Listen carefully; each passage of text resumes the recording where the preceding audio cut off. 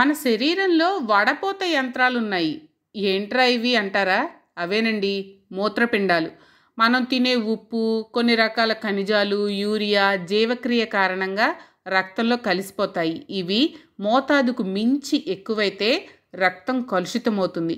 ఇటువంటి ప్రమాదకరమైన వ్యర్థాలు రక్తం ద్వారా మూత్రపిండాలకు చేరుతాయి. అక్కడ వడకట్టబడి మూత్రం ద్వారా బయటకు వెళ్ళిపోతాయి. ఇలా ప్రతిరోజు 1700 లీటర్ల రక్తాన్ని మూత్రపిండాలు శుద్ధి చేస్తాయి.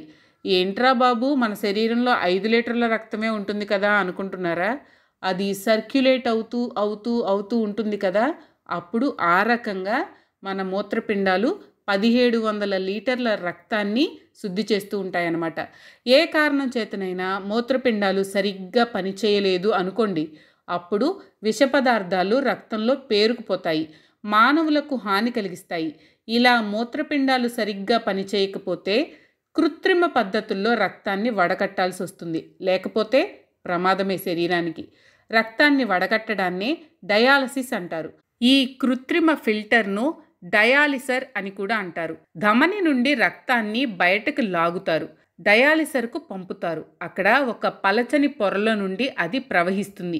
ఈ పొర రెండవ వైపున డయాలిసేట్ అనే ద్రవం ఉంటుంది. ఇది శరీరంలో ఉన్న ద్రవానికి చాలా దగ్గరగా ఉండే ద్రవం.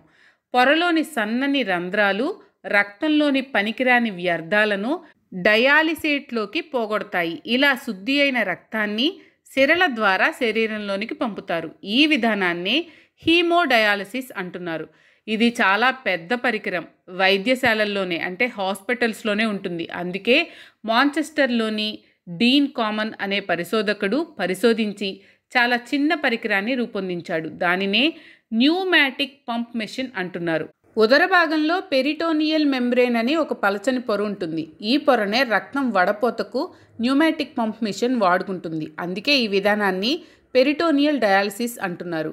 ఇది రోగి శరీరంలో నుండి ద్రవాలను బయటికి తీస్తుంది, లోనికి పంపుతుంది. దానితో రక్తం శుభ్రపడుతుంది. మీకు కనుక ఈ వీడియో నచ్చినట్లయితే లైక్ చేయండి. అలాగే మీ ఫ్యామిలీ అండ్ ఫ్రెండ్స్కి షేర్ చేయండి. ఛానల్లో కొత్త నోటిఫికేషన్స్ కోసం సబ్స్క్రైబ్ చేయండి. అలాగే పక్కనే ఉన్న బెల్ ఐకాన్ని ట్యాప్ చేయండి.